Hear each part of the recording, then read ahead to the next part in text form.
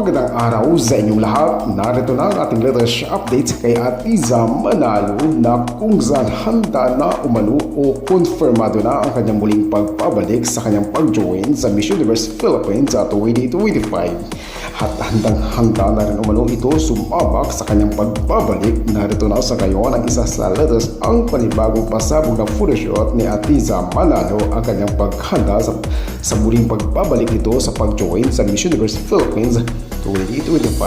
Panoorin pa natin ako si Cordillera TV.